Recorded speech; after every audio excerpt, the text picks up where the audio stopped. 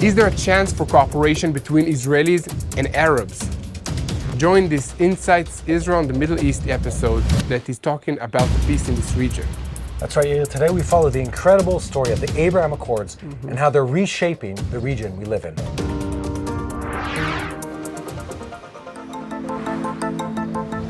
Since its establishment in 1948, the State of Israel has always been alienated, and usually even worse. We've been at odds with our neighbors. In fact, when I was a child, you couldn't even buy many global brands in this country because of the pressure of the Arab League, the neighboring Arab countries. Now that all changed in September of 2020, where, led by the US, an agreement was signed between Israel and the UAE called the Abraham Accords. Why the Abraham Accords, you ask? Because it ties back to that original forefather of the Jewish and the Arab people, Father Abraham. I had a chance to personally visit the UAE right after those accords were signed and experience on the ground what it means to those people to have an agreement with Israel for the first time. Today we're diving deep into that story, the story of this new, budding, and exciting relationship. We may be seen the startup nation, but they're the build-up nation. It's a natural marriage of two people that have very similar backgrounds. The yin and the yang make a perfect couple. These are both globally minded economies that do business around the world. So the potential is very large. The real win here is going to be the ability for Israelis and Emiratis to create something where 1 + 1 = 11. Where together, our intelligence, our grit, our courage, our passion can make the world a better place.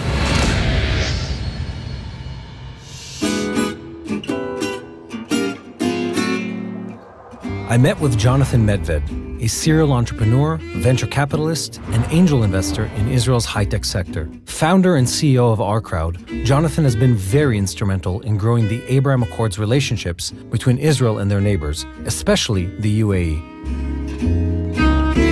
So John, you're the founder and the CEO of Our Crowd, which is a very unique creature in the world of venture capital. Maybe you can start by explaining a bit about what you do, and then we'll talk about how that relates to everything we're talking about today. So Our Crowd is Israel's most active venture capital investor. Basically, what we're doing is democratizing access to venture capital.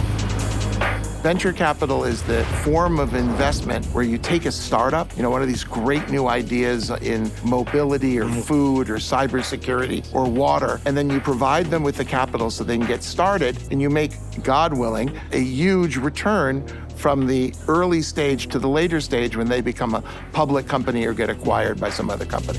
On November 20th, 2020, just 2 months after the Abraham Accords were signed between Israel and the UAE, Our Crowd expanded their offices to Abu Dhabi. And in 2021, Our Crowd Arabia was formed to further strengthen ties and trade between Israel and their Gulf neighbors in the Middle East. The potential for working between the UAE and Israel in the venture capital and innovation area is almost endless.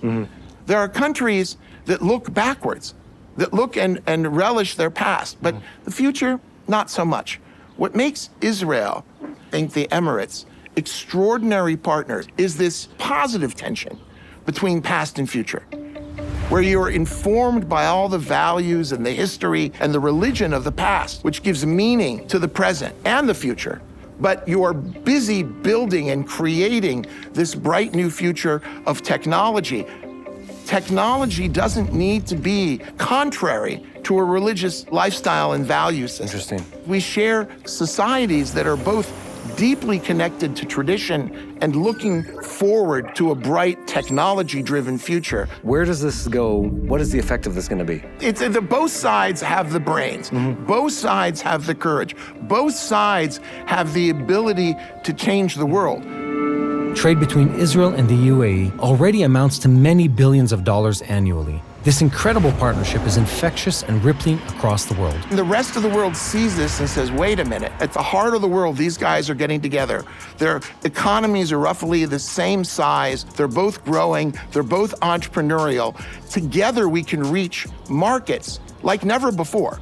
Right now, there are billions of people that we can reach here from Israel, take products, not just our products, but products that we build together. We are two sides of this land bridge in the middle of the world. It's Silicon Beach, of the East. Known as the Startup Nation, Israel currently has around 100 unicorn startups. That means companies which are not yet public, yet are valued at over $1 billion. Well, we're 1/10 of 1% of the world, Yeah. and yet we have 10% of the world's unicorns. One might even say that would make us a unicorn.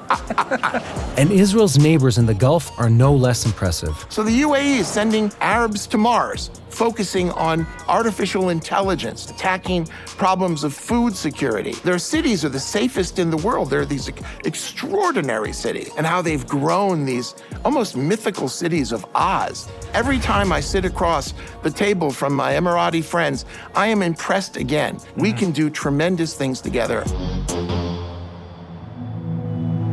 Both small, technologically advanced, and innovative at the core, the biggest similarity between the two nations spans centuries to the times of the Bible. What people, I don't think, appreciate enough is how much our culture is shared. Well, where there's right? like a sense of kinship Well, between you know, why are these called the Abraham Accords? We are kin. We are totally family.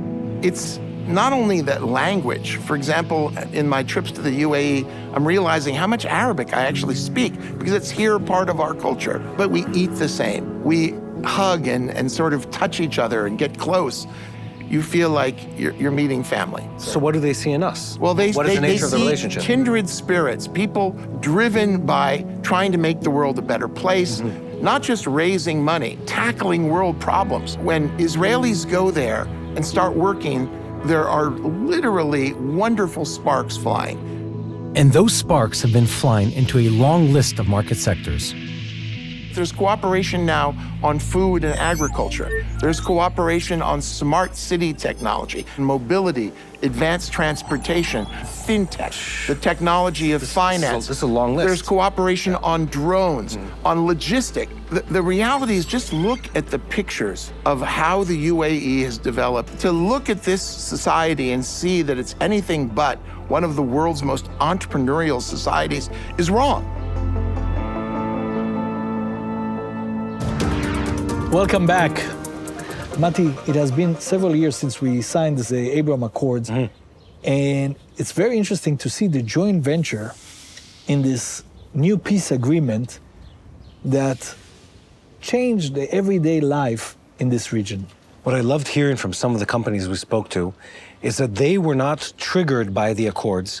They were waiting for the permission that the Accords gave to form partnerships with companies they already knew they need to work with. They already know that there's someone on the other side that needs what they have to give, and they just need permission to start working together. We can see that a common interest sometimes can put other stuff on the side that are not less important, but they're willing to wait with that. Yeah, and I mean, it's a great example for what could be here in the Middle East.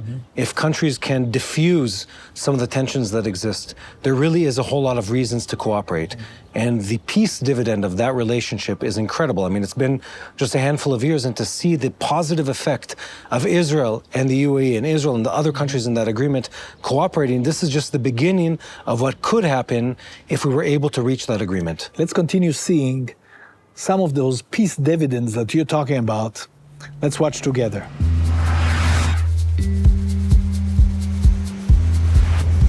This gateway to the world is hopefully a gateway to real peace in the Middle East. It's truly a dream realized. We're ecstatic about the closeness, not only in spirit, but in proximity. So Samuel is jumping on a plane to the Emirates to meet the head of the Gulf's R-Crowd team, Dr. Sabah Al-Bin Ali. Salam shalom, Mr. Sabah Al-Bin Ali. Great honor to be here. First of all, tell us about yourself. I'm an Emirati, studied in the United States, a bachelor's from Princeton University and a master's and PhD from Columbia University. Wow. And then I came back home. I've started working here, mostly with direct investments and young companies and startups.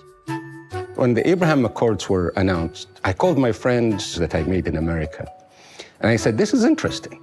Why? Why did you feel it was interesting? Men like you can do business all over the world. That is correct, but I am a risk taker. This isn't just about doing business. You know, someone at my stage in my career, it's about also doing something interesting, doing something challenging, and perhaps leaving a little bit of a legacy. Can you tell us a bit what R-Crowd does here?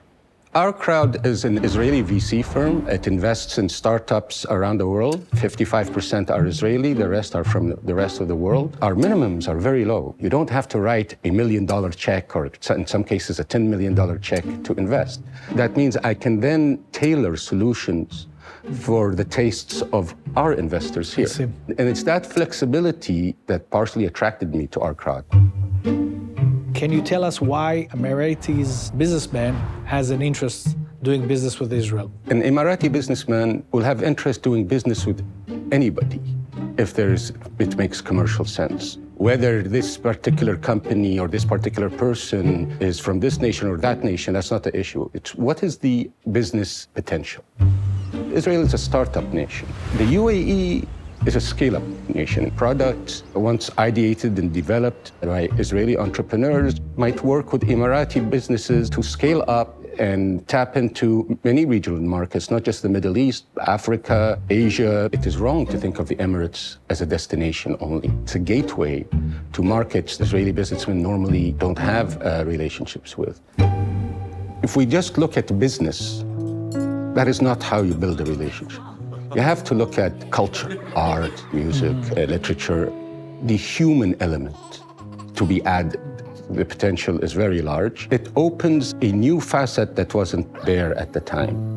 If the future looks anything like the present, then it's brighter than bright. Current trends suggest bilateral trade could hit $10 billion by 2027. With both sides so aligned, there's no doubt this shared understanding that peace through economic growth and prosperity is a wonderful way forward. The reality is this is good for Israel, it's good for the world, it's good for the United States, it's good for the neighbors in this area. It's only moving up and to the right.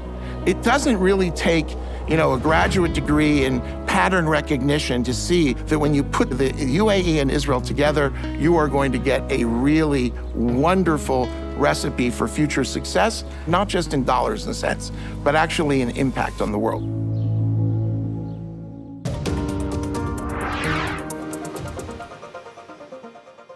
Today with us we have a special guest, Asher Friedman. Asher is the Director of Israel of the Institute of the Abraham Accords. Asher, shalom and welcome. Shalom. To our show. Thank you so much for having me here. I'm Director for Israel at the Abraham Accords Peace Institute, which is an American NGO dedicated to strengthening the historic ties between the countries. Now, I was in the Israeli government for a number of years, and when we would meet with heads of state, with ministers, we would always tell them that the way to build real lasting peace is to build ties of trust and friendship and dialogue between people.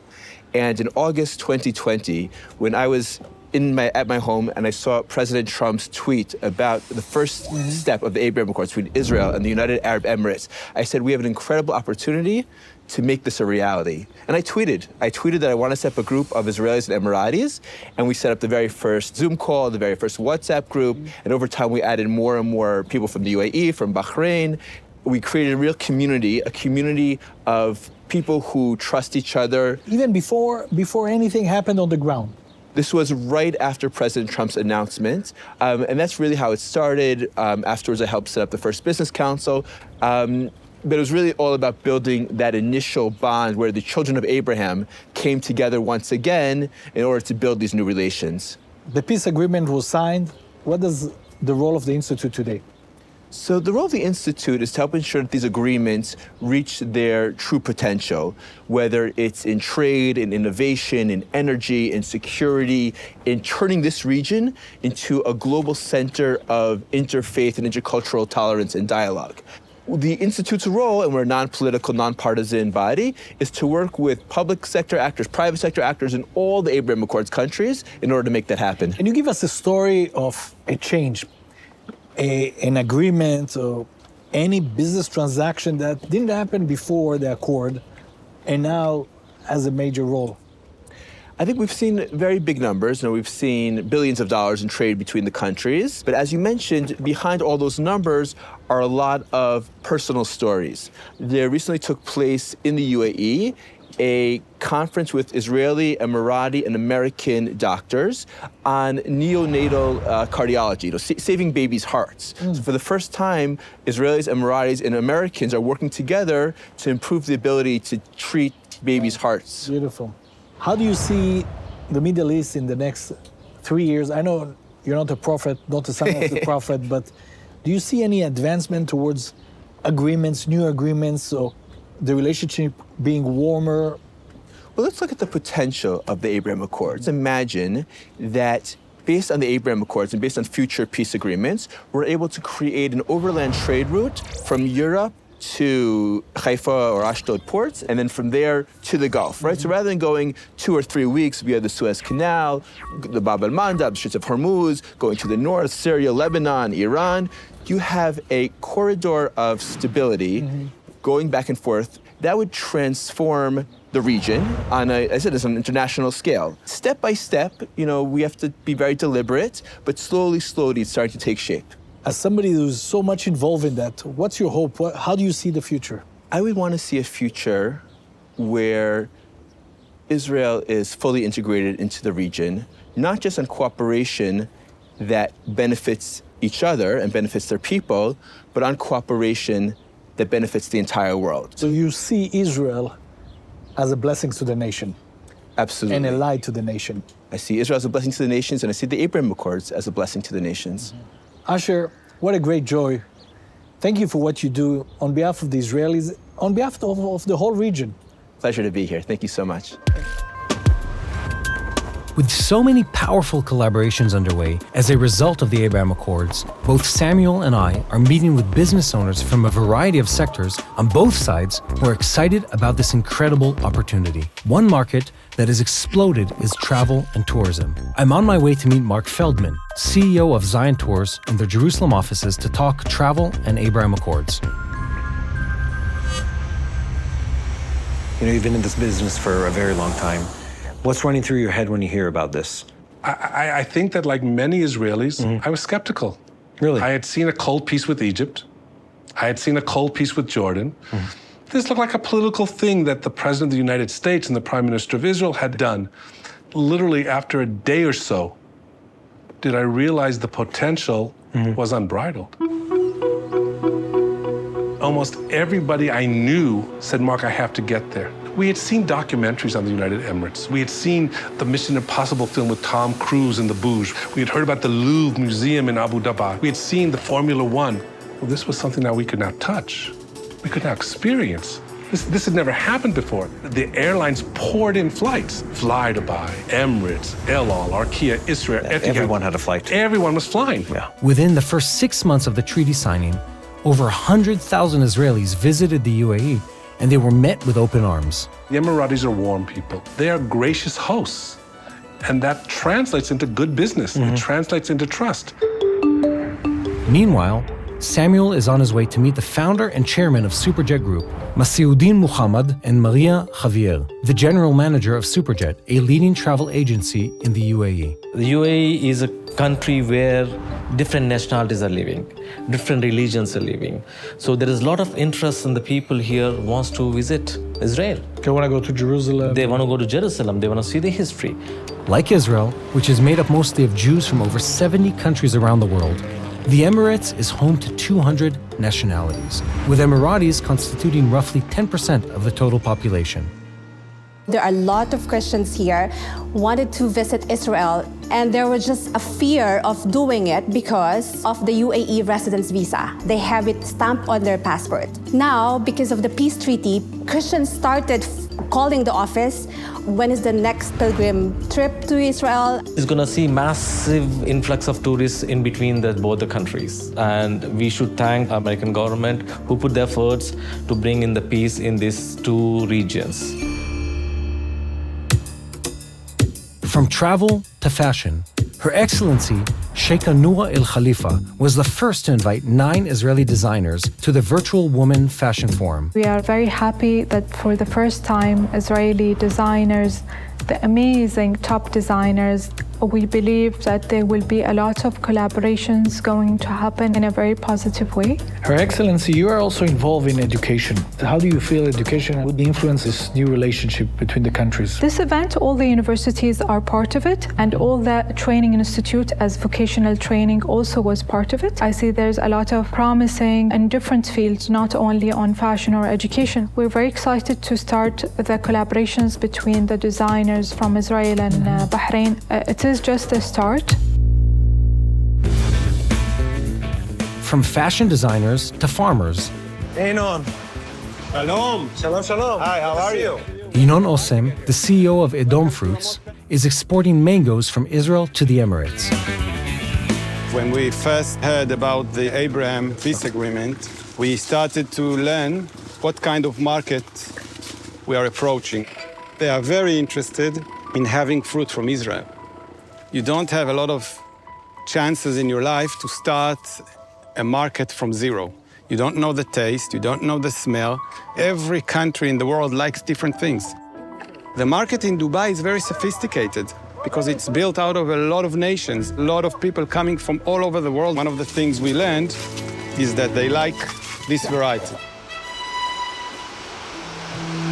We thought they're going to start very slowly, very quietly, but they've done exactly the opposite. They've introduced the Israeli produce all over the market with Israeli flags, with the Israeli advertisement, and they are so proud to sell the Israeli produce. It's not all about the money and the business. It's about the excitement. It's about the soul. It's about the feeling that you have suddenly new people that have made a peace agreement with you. And now you can supply them with newer fruit, with a produce that is growing in the Holy Land, which is very important for them. And people who really, really appreciate the agriculture in Israel. From both sides, it's very clear that peace and prosperity are possible, and brought about not only with the help of our leaders, but with the desire, love, and open hearts of our people. Since I was born, I like to connect people together. I feel happy, like, okay, we have done something that benefits the other people. Alhamdulillah, God bless me with it. I think that's what keeps me moving and doing it more and more. You're witnessing history. You're actually witnessing these walls tumbling down and these concepts that we had that were so antiquated being thrown into the dustbin of history. I'm just so happy because it's about peace. It's about creating the future. That is, I think, the essence of the peace treaty for me. For these two countries, that we are open, the borders are open, and it's like there'll be more in the future. So it's definitely a new era. Yes.